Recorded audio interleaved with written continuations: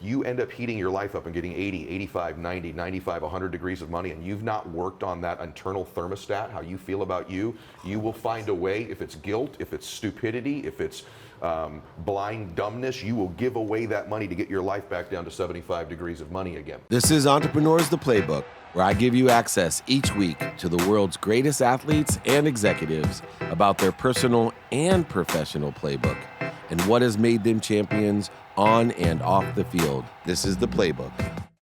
This is Dave Meltzer, CEO of Sports One Marketing, and I am here with Entrepreneur the Playbook. I have to say that this may be my new best friend, and I'm hoping you accept me as this, but this is Ed Mylett. I feel the same way, brother. Thank you. We got to talk one time on the phone before we arranged this, and I just had this great, So did I. I don't want to seem weird about it, but it was like that girl when you called and you were like, oh my God, you know, I get to go on a date with her. No, it's true. When we got off the phone, I was in this room. I told my wife, I said, I think I just met a lifelong friend. I swear to you, I said that to her right when we hung up the phone. It's probably because of past lives we've been friends. You're probably right. Our history is so much the same. In fact, I'd like to start there. Sure. This is called the Playbook. You grew up in similar circumstances. You were in Boston, I believe, when you grew up in modest surroundings. Super modest, yeah. I probably come from lower middle class, which is not a great place to come from. I always say, I think sometimes there's an advantage. It's an odd thing to say, but I always say, if you grew up really super poor, I think one of the advantages, there's tons of deficiencies. One of the advantages is you know what you don't want, right? There's this desire to get out of it. And then I think if you grew up affluent, there's some negatives to that, but at least you're exposed to the behaviors and habits and thoughts of people that are successful. Relationship capital is certainly a big deal, which I had neither of. And so I'm kind of from the middle bottom, which I think a lot of times people get stuck in that place because we've always thought of this good as sort of the enemy of great. It was just pretty good. But I learned enough about being there from my family that I knew I didn't want to stay there. But my dad was a good model, role model in that way. But I come from a dysfunctional family. Do you think everyone's family is dysfunctional? Yes, I do. And I think everybody it's funny that you say that, but I've been saying this lately, everybody thinks everyone else's family's perfect. There's some dysfunction in almost everyone's family, right? Please. Mine was alcohol and drug abuse in my family, but there's something in everyone's family that's just broken or the energy's disconnected or something in almost every single family. It's interesting you say that because I have a younger brother that went to Harvard, graduated summa cum laude, extraordinary academic and intellect. Yeah. But at one time, my parents were divorced young. Yeah. He came to me really upset. He goes, aren't you bothered by how dysfunctional our family is? And I'm thinking, dude, you're so smart, but yet so stupid. Like, how could you not see that everybody's family is screwed up, and that's what makes it so great? That is what makes it great. You know, but I'll be honest with you, I'm kind of like your brother in the sense that I didn't start to figure that out until I got a little bit older. Okay. I had a little, I don't know, maybe people relate to this. There's almost some shame with coming from the kind of family I came from. Like it was, I'd go to school every day thinking, man, I wonder if anybody has any idea how embarrassing my family is and how screwed up we are in there. And so I think I carried a little of that in my insecurities, and you talk about these things getting sewed into your DNA. I love how you talk about that. I think insecurity kind of got sewed because when you have an alcoholic dad, you're insecure. Is he coming home tonight? Which version of him's coming home tonight, right? Yeah. I should say in my dad's defense, he's my best friend now. He's been sober for many years, but it wasn't that way when I was young. My dad had a disease as well. He's a compulsive gambler. Okay. And so, and that's part of the reason he left when I was young. And but yeah, he just passed last year, but he became one of my best friends. Wonderful. Because I learned to understand him. Yeah. How did you deal with the shame? Because I think everyone as a kid is embarrassed of something. Yes. And for me, it was being poor. Yeah. My mom, she did us a nice thing by putting us, because she was a teacher, she'd put us in a neighborhood. We always lived in the, excuse my language, the shittiest house, you know, apartment with 2 bedrooms with 6 kids, things like that, a Ford Granada that barely ran. You know, I used to have her drop me off a block away from school, you know, but I was ashamed. How did you deal with the shame of, and it is embarrassing when your parents have deficiencies? Such an interesting question. I think, because I really was ashamed too. I don't know that I was ever a kid, to be honest with you. My family, maybe some people can relate to this. My dad I was the man of the house when I was very young. I had 3 younger sisters. My dad, even kind of when he knew, he'd go on one of these benders like, you take care of your mom and your sisters. You know? Well, he knew about it. He knew. So it was like, you take care of them. You're the man of the house, you know? And so I think I acted out probably out of ego. That's where a lot of guys establish their ego, especially young men. Mine was sports. I was going to be a great athlete. I was going to prove to you how great I was because of where I came from was so screwed up. And so I think I dealt with the shame with aggression. That's cool. For me. Know, Reggie Bush was like that. Is that right? Yeah, Reggie Bush wanted to prove. That's what I asked him, why are you such a great athlete? Because he wanted to prove that he was better than his father. Well, I'll tell you about Reggie Bush. I went to the Notre Dame SC game. Remember that the push game? Yeah, yeah. In my life, of any sporting event I've ever been to, that was the one athlete superior to everybody else on any field court I've ever watched in my life was Reggie Bush compared to everybody else on that football field. That's interesting. What a gifted athlete, man. Yeah, Bo Jackson would be my answer to that question. I never saw him live, but I imagine that's true. I was blessed. The guy who played in front of me in college, Vance Miller, Okay. at Occidental, was the only Division III player ever to play a skill position in the NFL. And he played for 8 years for the Raiders behind Bo Jackson. Okay. And so I got to stand on the sideline, and he turned the corner. And I'll tell you, Reggie Bush can fly around a corner. Yeah. But Bo Jackson, oh my goodness. And carrying 30 more pounds, too, yeah, right? Yeah. I think genetically, and you're very well built, that somehow Bo Jackson, something happened. So do I. That his muscles, and that's why he got hurt, right? His own structure couldn't handle the ATP, the strength. You're right. The only other guy I've ever seen like that, since we're talking sports, is Herschel Walker.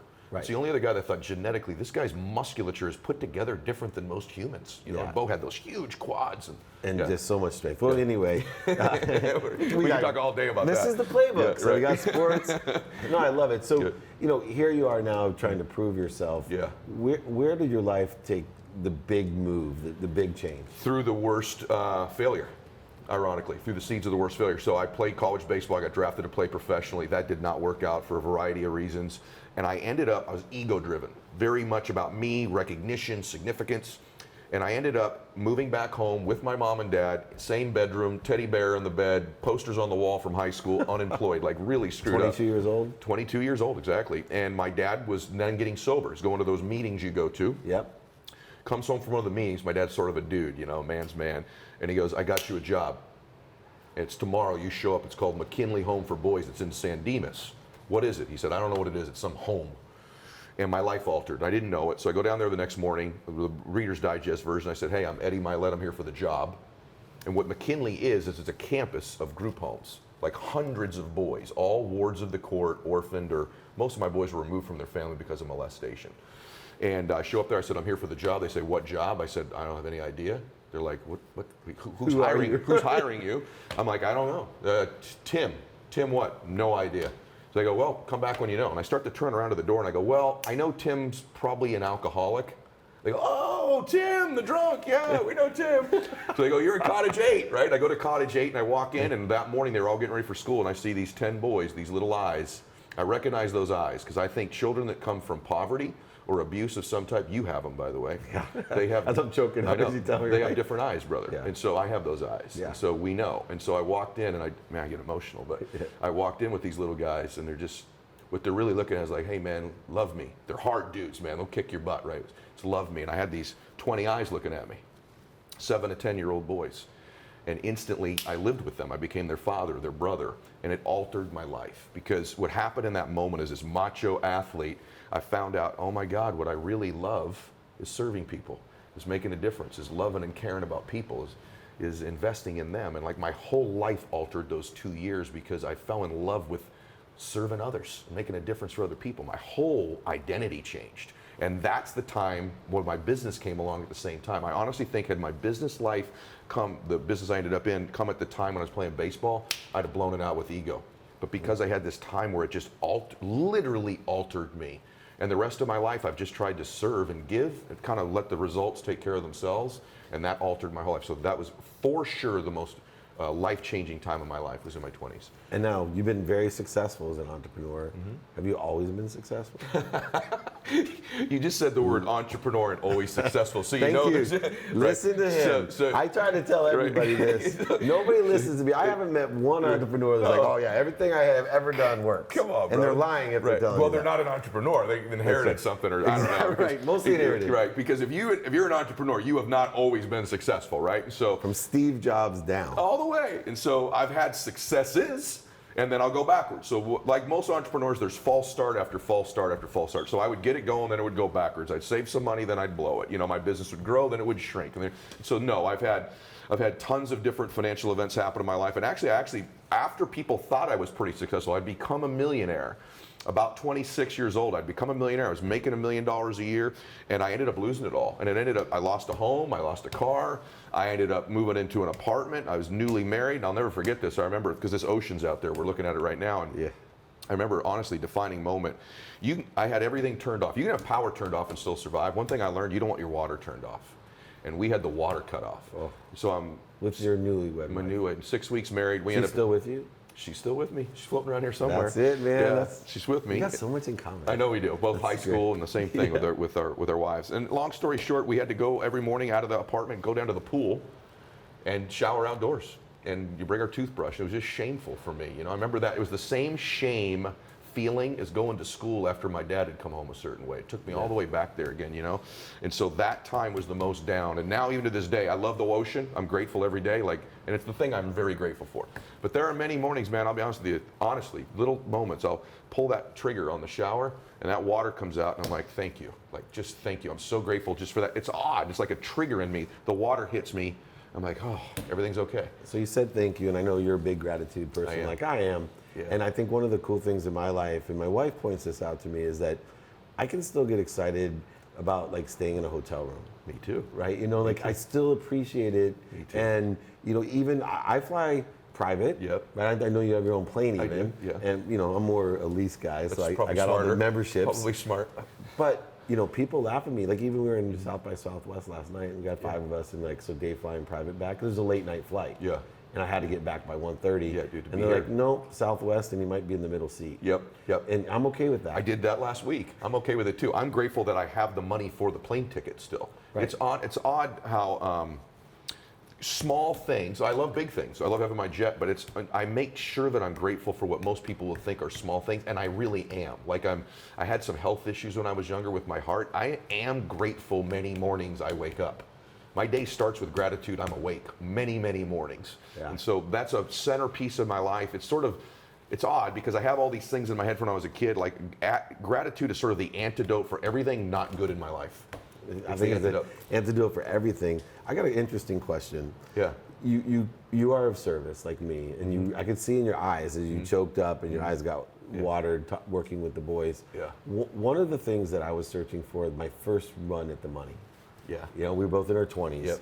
Was when you're deep into that entrepreneurship, how did you fulfill, or I think sometimes even rationalize, you know, that entrepreneurial, capitalistic, I'm making $1 million a year, but I just left these 20 boys. Yeah. No one's ever asked me that. You know that of all the interviews I've done, no one's asked me that, brother. And I didn't do well with it. I felt guilty. I felt shame about it. And here's how I fixed it. I fixed it by deciding that I was going to give back to that place and to other kids in that situation for the rest of my life. And I started to use the income I was making. I did figure out, making $6 an hour back in the day working there, I did figure out I could probably never have children of my own and raise them in any condition if I was there. So, by the way, 6 of those boys are still very close to me. 2 of them are very, very close to me from when I was there. And so I've always gone back, and you do this too, gratitude is the antidote to everything negative, and serving and giving are the things that always make me happy. And so I was beating myself up. But the day I left there, that was the hardest day of my life. I've had people close to me pass away, and those days were easier than the day I left my boys that day. I can't even talk about it because I think about that day even now, right? So I didn't deal with it well. I dealt with it by deciding I was going to give to that cause and give to children the rest of my life, and so that's what I've tried to do. Have you ever, one of the difficulties that I had when I made a lot of money was that my mom made $17,000 a year. Mm-hmm. And in 1 year, I made almost $10 million Awesome. in my 20s. Awesome. Which everyone Wow. says awesome. But Yeah. my personal energy, I know I gave so much away and I just was silly with it Yeah.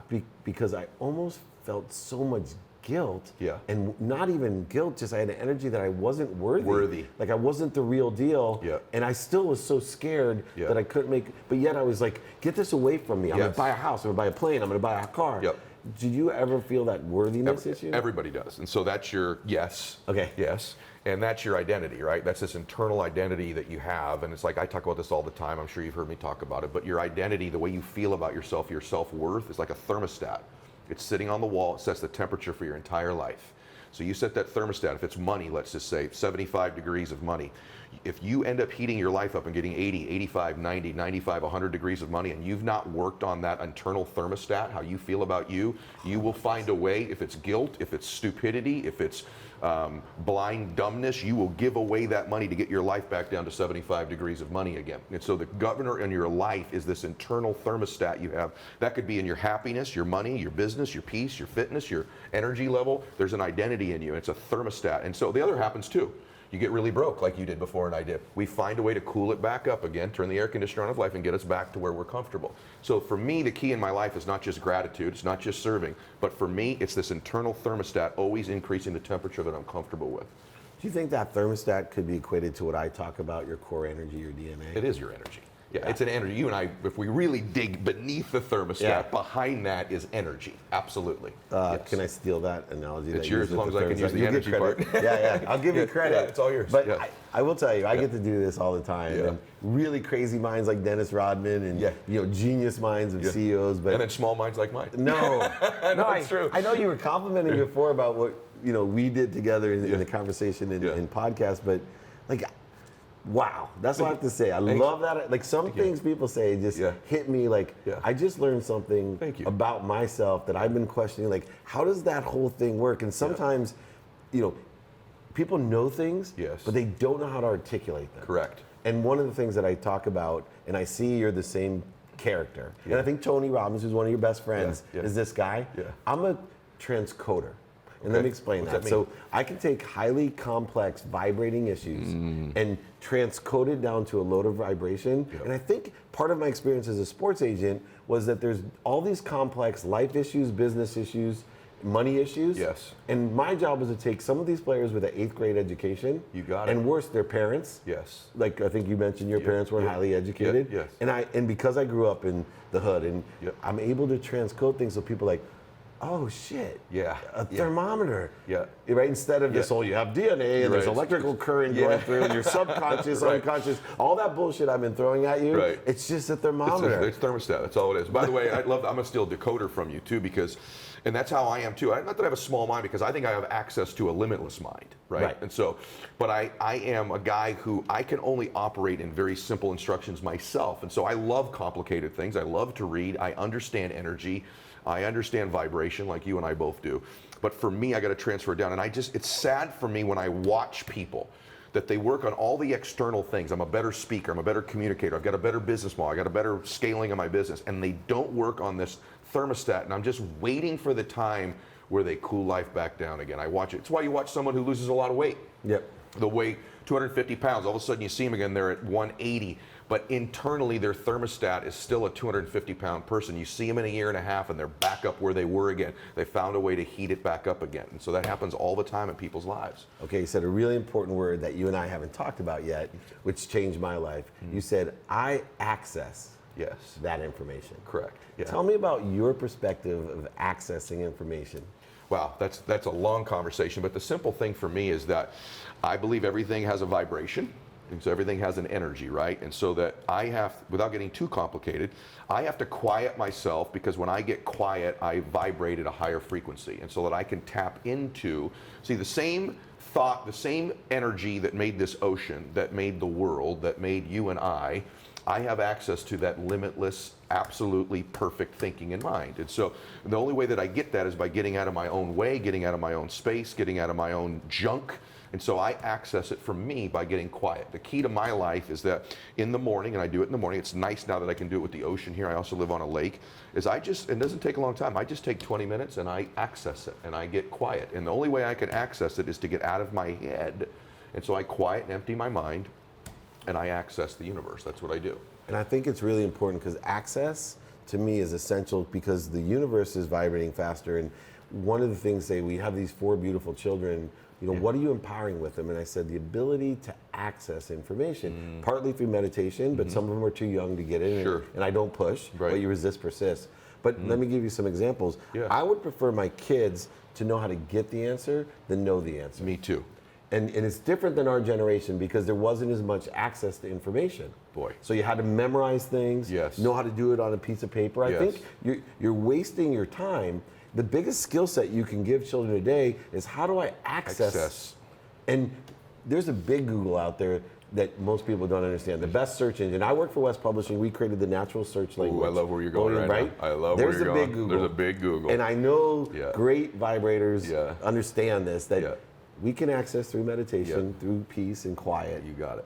All the information of the past. That's right. The present. And I know this will blow you away, and I believe this. The future. So do I. I know that's true. And that's awareness? I've had it happen enough times in my life, and that's awareness. I love this, not to jump in, but like I have to acknowledge. It's all you. I have to acknowledge that you're right about that. And I think the most important thing is a knowing that you have this access. And so there's this place most people come from, which is scarcity, and that begins by thinking you don't know or don't have access. Just that thought alone, just that energy alone is blocking you. I always start from a place, I've worked on it, I start from a place of knowing I can access it. Now it's a matter of just getting it. And so I don't ever wonder whether I can, it's a matter of whether I can get quiet enough and do it. Right, which means there's a layup for you. Okay. There's only one thing standing in your way between you and that which you want.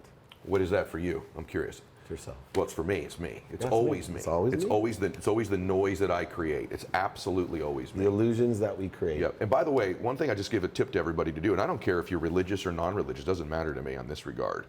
The best way to do that, and I know you talk about it a lot, but I just want to second it because I'm on your show about this, is that you will only know you and access this by getting quiet with you. And you have to remember this, no matter what you do in life, people think, well, I'm going to be happy when I get to a certain place. My dad even told me this as a kid. He was going, just remember, when you get there, you're bringing you with you. No matter where you go, you're bringing you with you, right? And so I started to figure it out. It's like, you know what? That is who goes with me everywhere I go, so I ought to get to know this dude a little bit. And I only got to know this dude. This dude is not an alcoholic's son. This dude's not some insecure guy. This dude, I'm not any of those things. I'm a spiritual being. I can tap into this energy at any time that I want. And the more I know that, the more I get quiet, and the more I do it, the more I get confidence I can do it. It's interesting because both of our dads had their challenges, but yet they give these words of wisdom. Sure. And people get confused because we are energy guys, we're abundant, we're philanthropists, humanitarians, but we're also capitalists. Absolutely. We like to make a lot of money. You know it. My dad gave me some of the best advice. My dad hurt my feelings when I was little because he forgot my birthday. Oh, boy. And then what he did and we were divorced, so I was 10 years old. And then every year after that, he told me that he didn't believe in the birthdays. So he refused to acknowledge my birthday, Doubled down give on me it. gifts, right? Because that's the disease he had, right? Same kind of OCD. Yeah. So then on my 30th birthday, after I started understanding. It's already coming on your face. Right? He brings me a jacket, a suit coat, and it fit me perfectly. So I knew he took the time to ask my siblings or someone what size I was. Yeah. And it was beautiful. And so I put on this sport coat, and I look in, and the MFer had torn out all the pockets. And I'm thinking, he is a sadistic father. Like, he remembered, I was about to cry, he remembered my birthday. Yeah. Why would he screw up this awesome jacket? Okay. So I said, Dad, I go, thank you so much, but is this a joke? Like, I'm 30 years old now. Yeah. And he had a tear. Okay. And he said, no, he's like, 'cause I'm worried about you. He's all, you have the same ego problems I had. And he goes, so I tore out the pockets on the jacket, and I don't want you to wear it. I want you to put it in your closet to remind yourself one thing, whether I'm here or not to teach you it, that you're not taking anything with you. Oh my gosh. And there's a guy that I hated. Wait, first of all, let me say this. Wow. When I was a little boy, I idolized my father. Me too. Teenager, hated my father. Then through my 20s, started to understand him. And then in my 30s and even 40s, admire him. Yeah. Right? It was What weird. a lesson. Yeah. And those are the kind of things and then I started defending my father because I almost became shameful that don't say anything negative like my siblings. Right. But I'm an illuminator, so I'm like, you know what? That is the part of him that you know. Right. That is their part. That's their version of him. Right. Exactly. Yeah. What version of your father do you see? Well, I'm blessed. My father is literally my best friend now. My counselor, the guy I go to for the most advice, the guy who, my dad and I had a really serious conversation last night about a business thing I'm going through, and I already knew within an hour I was going to get a text from my dad, I love you, and here's his answers, and it's really like having two different humans, and so I choose, honestly, it just serves me, and I've actually just grown. I love my dad. My dad's my best friend. And I'm ironic about this, but I actually think those things as a child happened for me and not to me. I really believe that. Everyone thinks that's hokey, but here's the truth. I know you don't, because you know, right? But the truth is, if my dad weren't a drinker, he wasn't an alcoholic, he would have never been at that AA meeting. which means that I'd never gone to McKinley. And it also, had I gone to McKinley and my dad weren't a drinker, I couldn't have connected with those boys. And if I don't connect with those precious boys, I'm not sitting here right now because they altered my life. And so all those horrible things that happened as a kid seemingly prepped me for that day I walked through that door at McKinley. And you're grateful. I'm totally grateful for it. Yeah, on the other side, my uncle gave me a great advice about your children. They come through you, not for you. I believe that too. And I think your dad feels that way about you. Wow. I which hope is he why does. you're close. Hope he Last question, Yeah. as you know, and we're going to do this so many more times. Yeah, I love you, brother. We'll Yeah. bore the audience to death. Like, not Eddie again. But no, I can't help myself. me too. What legacy would you like to leave? That's a great question. I don't care if I'm remembered. That's not important to me. But I'd like my legacy, obviously my children are going to be part of my legacy, but I'd like my legacy to be, and this just really sounds hokey, but I want to have made a difference in the world. And what I really want to do is I hope that I'm a small speck of contributor of elevating the consciousness of the world. That's what I want to do. I want to elevate the consciousness of the world. I want it to be a better, more loving, more grateful, more caring place because of the tiny things I did with my life, that I leave it a little bit more elevated. And so I'm really clear about that too, because I thought a lot about that. I like I told you, I almost passed away when I was younger from a pretty significant event. And from that time on, like, what do I want my legacy to be? It doesn't matter to me 100 years someone knows my name, but I'd like my energy to have altered this space, that it's a better place. And so that's really what my legacy should be. Well, you are on the right track. You are the epitome of elevating others to elevate Thanks, man. yourself. Thanks, man. My new best friend, hopefully he'll accept me. I feel like I should love give you. him a ring. My wife will get Accept it. jealous. But I have Ed Mylett here Thanks, man. on Entrepreneur, the My- Playbook. My pleasure.